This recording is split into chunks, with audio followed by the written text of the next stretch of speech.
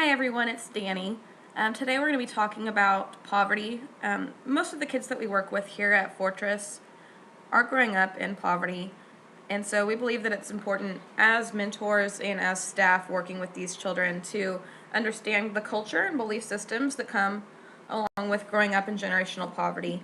I know for a lot of you who have returned, this will be kind of an old training for you, but I think it's a good refresher just to remember where our kids are coming from and how we can best reach them where they are.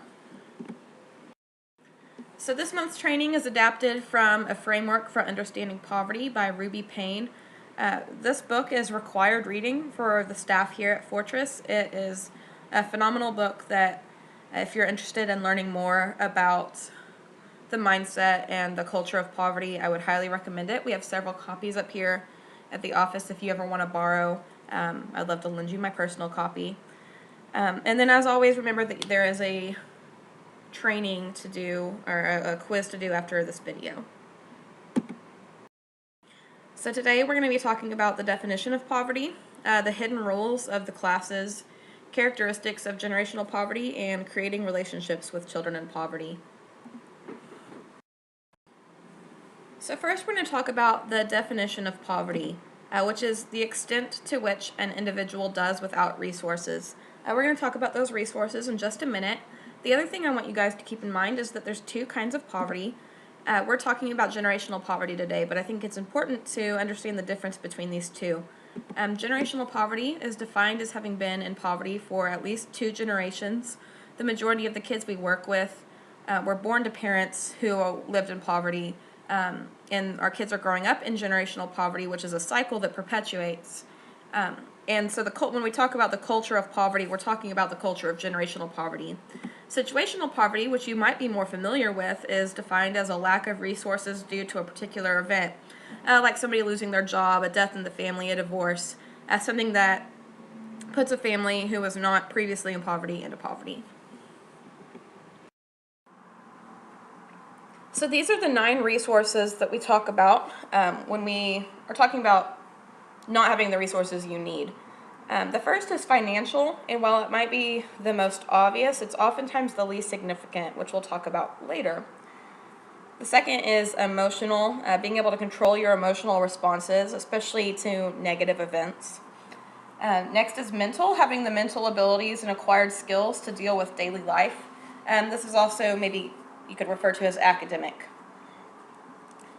Then next is spiritual, believing in divine purposes and guidance. Physical, having physical health and mobility. Support systems, which is having the friends, family, and backup resources available in times of need. Relationships and role models, having frequent access to adults who are appropriate and nurturing and who do not engage in self-destructive behavior. And then last is knowledge of the hidden rules, which we'll talk about in just a second. So what I want you guys to think about is which of these resources do mentoring provide? As mentors, how do you help your kids gain access to these resources that they might not otherwise have? We're going to talk a little bit about the differences between the 3 classes, poverty, middle class, and wealth. It's important to acknowledge what your perspective is when you're dealing with children in poverty, whether that's that you're also coming from a poverty class or middle class or wealth, and that's just helps you relate better to your kids when you can recognize your perspective and then recognize theirs as well. So society operates by middle class hidden rules, which we'll talk about all of those in a little bit. The assumption for each class is that everyone they interact with is familiar with their hidden rules and their driving forces, the thing that drives the decisions that they make. The bottom line or driving force against which decisions are made is important to note for each class. So in poverty, decisions are made based on how they're going to affect the entertainment value and relationships that they have. Relationships are really the driving force behind everything for individuals in poverty. In middle class, decisions are made based on the ramifications those are going to have for work and achievement. So I'm talking to you guys from a middle class perspective. my decision to go to school, to get a career, the friends I make, and the priorities I place in my life are based on how those are going to affect my work and achievement. And in wealth, decisions are made based on the financial, social, and political ramifications. So have you seen entertainment and relationships be a driving force in your mentees' decisions, actions, or attitudes? Something to think about. Hint, hint for the quiz that'll be later. So we're going to talk about the hidden roles among the classes and how they differ. And what I want you guys to be thinking about is if you've seen these play out when interacting with your kids. So the first hidden role is about possessions. Individuals in poverty view their possessions mostly as the people around them, their friends, their family. Those are going to be their most highly valued possessions, are the people in their life. And that means that they'll fight for those people and that they'll stick up for those people. And at the end of the day, the people in their life are what's going to be the most important to them. In middle class, those tend to be more of things. The latest iPhone or the house that you have or the car that you drive. Those are the things that you place the highest value on.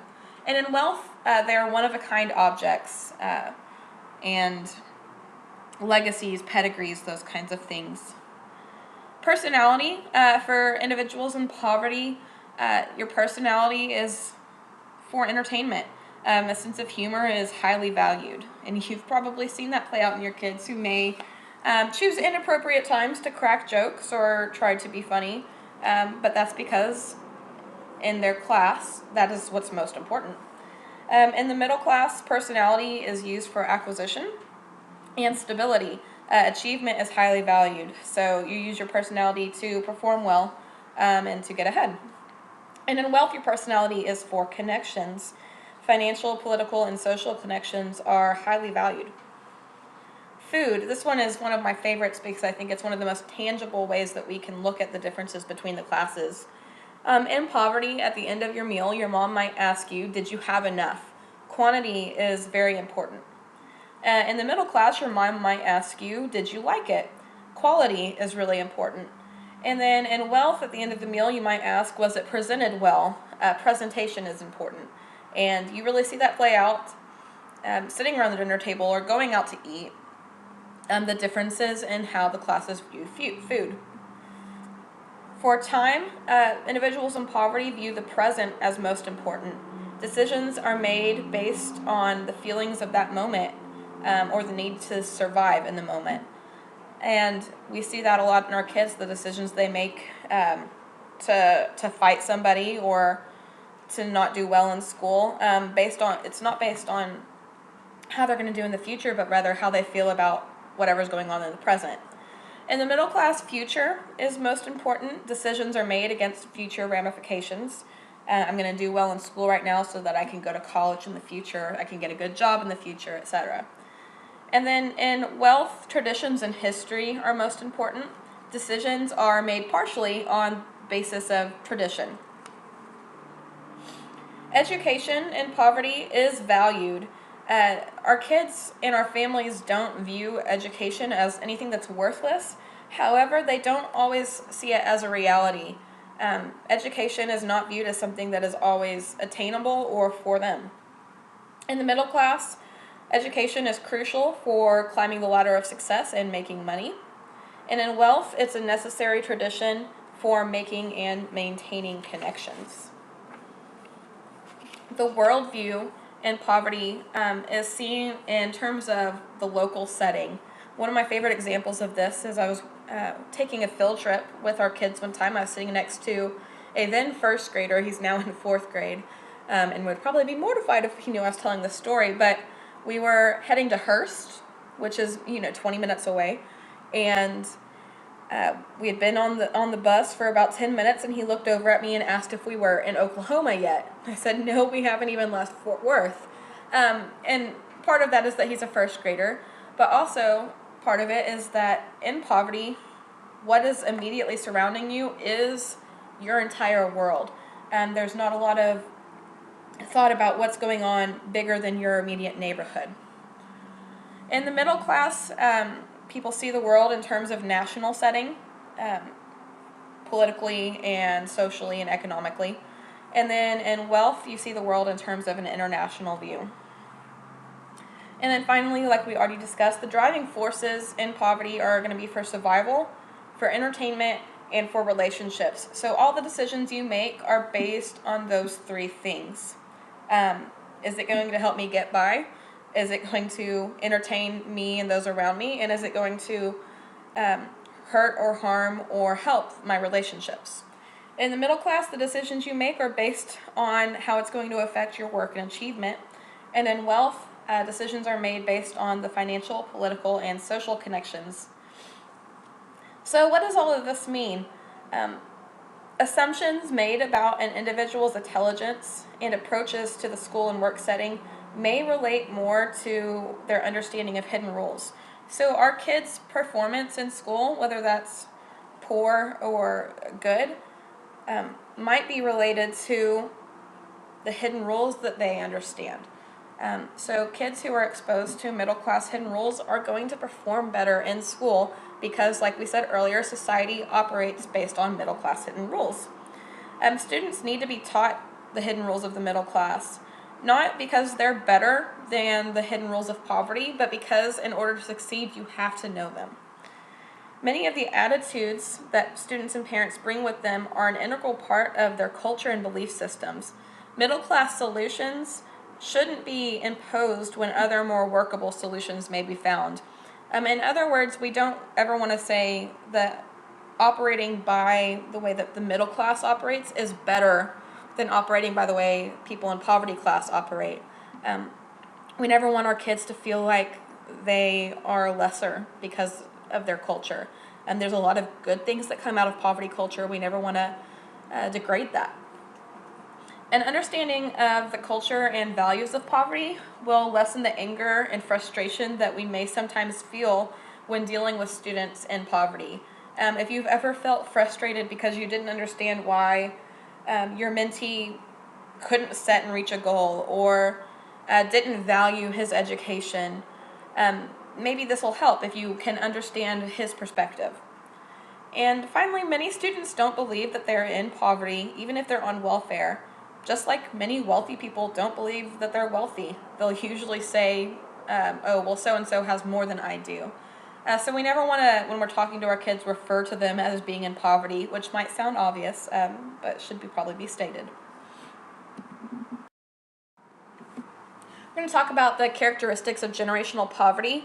And just like any time you're talking about generalizations made about a group of people, what we want to recognize is that these do not apply like a blanket to all of the kids that we work with. So you might recognize some of these characteristics in your kids and others not. Some of you may not see any of these characteristics in the kids you work with, and some of you may see all of them.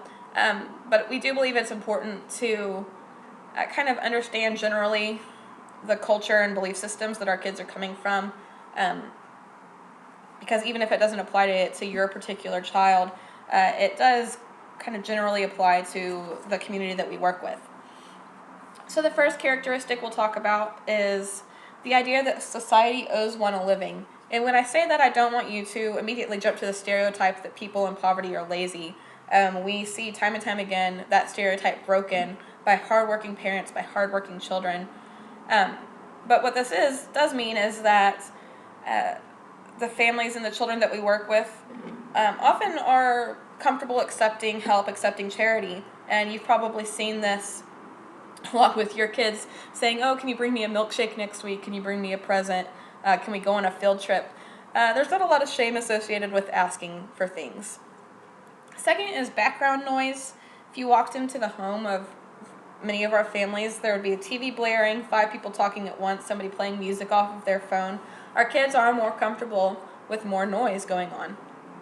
And then, of course, like we've talked about, the importance of personality and entertainment in our kids, how they relate to other people. The more entertaining they can be, the bigger their personality, the higher up they are socially.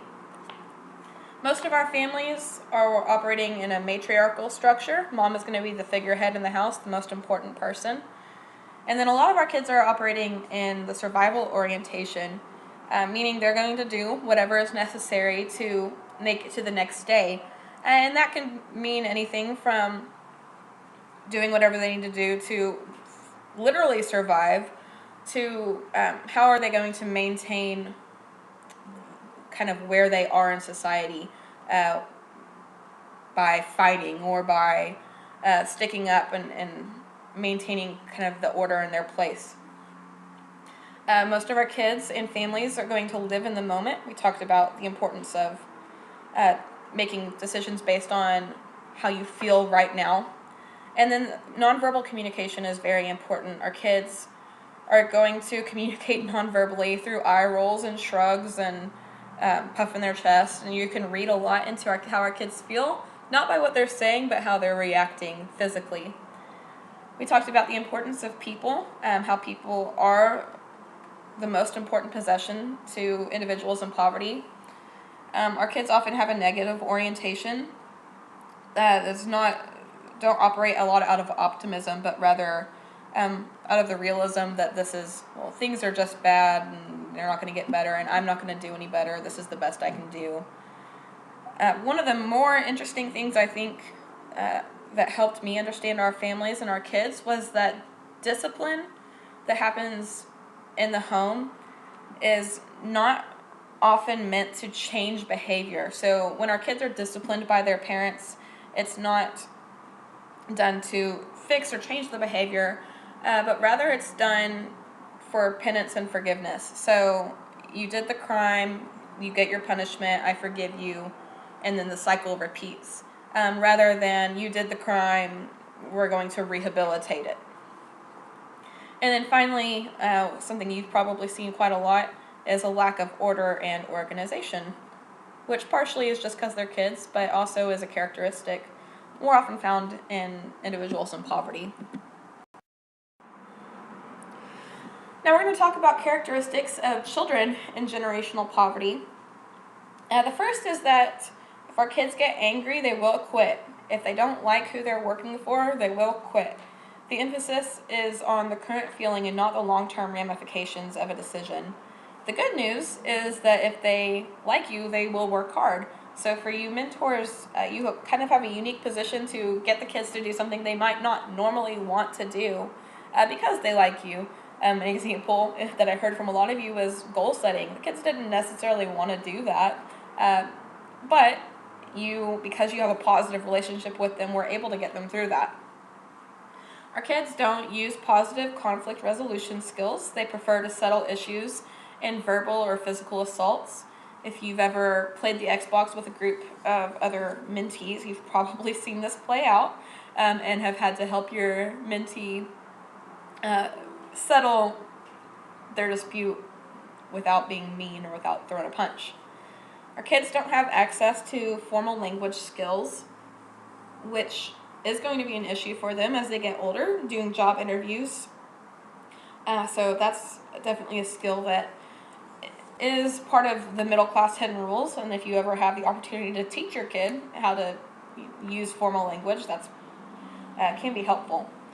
Our kids, surprise, surprise, are not emotionally reserved when angry, usually saying exactly what's on their mind. You may or may not have seen this. I don't know how many of you have ever had to deal with an angry or upset mentee, but our kids can be mean when they're angry. They'll say exactly what they're thinking. And that's a good time to remember that that's not a reflection on you or the person they're angry at. It's just a lack of a filter.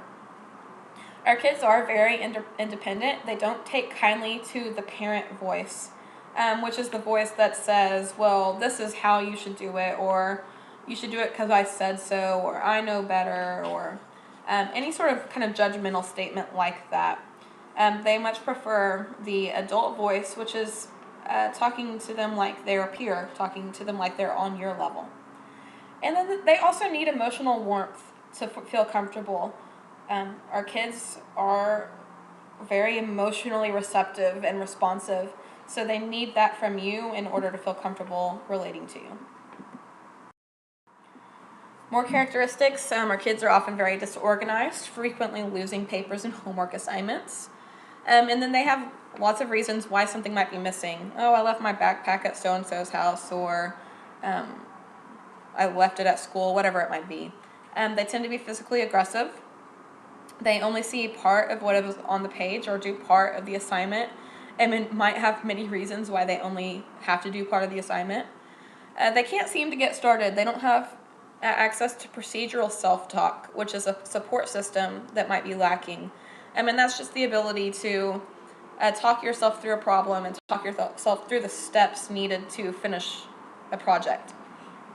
Oftentimes they lack the ability to monitor their own behavior, laugh when they're disciplined, which is a way to save face, have a dislike and distrust of authority, which just goes back to the culture, and then talk back and are extremely participatory. Our kids don't do well with lecture. They need to engage, they need to respond, and engage in a discussion to learn. There are some ways that you can specifically build relationships with children in poverty. When we talk about building a relationship, we're going to talk about deposits and withdrawals. Deposits are things that you put into the relationship that will build it up, and withdrawals are ways that you can actually harm a relationship. So a deposit that you can make into the relationship you have with your mentee is having an appreciation for humor and entertainment. Laughing at their jokes, telling them that they're funny, those kinds of things. Now, withdrawal would be not appreciating their humor, putting down or being sarcastic about their humor or even about them, which I hope none of you would do anyway, but now that you know that's would be harmful to the relationship. The next one is accepting what they can't say about a person or situation. Because relationships and people are most important to individuals in poverty, the high emphasis is put on respecting the confidentiality of people. Our kids might not want to open up about what's going on at home or what's going on with their friends because they respect the need for privacy. So a deposit would be accepting that they can't say that. A withdrawal would be insisting or demanding that they rat somebody out or that they tell you everything that there is to know. That's why we place high emphasis on always letting the child approach you to talk about serious issues instead of demanding that they talk about it. A deposit is assisting with goal setting, which all of you got to do last month.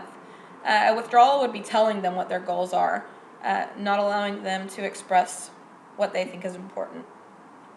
A deposit would be using the adult voice.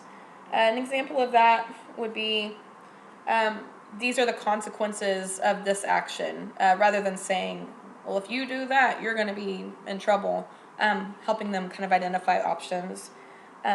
Saying, I would like to recommend that you do something rather than, well, you need to do this. It's kind of a subtle difference, but using the adult voice versus the parent voice is going to help your relationship with the child. Helping them identify options and resources rather than making judgments about them or the availability of resources. So if your child is up against something, having a situation, helping them identify their options without making a judgment about what they should or shouldn't do is going to be a deposit in the relationship. And then finally, understanding the importance of their personality rather than being judgmental or making identifying negative parts of their character traits. Again, kind of obvious. I hope none of you would say, well, you're not funny or you talk too much. There are appropriate ways that you can help your child identify ways that they could improve, but mostly we want you to be positive and recognize the value in their personality. As always, please remember that there is a training quiz that you'll need to do after this video. The link is below, or you can go back to the email where we have the link there. And then finally, what I want you to take away from this training is not that kids in poverty have problems or that they are somehow lesser, but just that we want you to be aware of where your child's coming from, where their personality might stem from, why it's important to them. Awareness, not condemnation, is what's going to help you build a relationship with the child. And then as always, if you ever have any questions, please don't hesitate to contact me. Again, I'd love if any of you want to read the Understanding Poverty book that's available to you.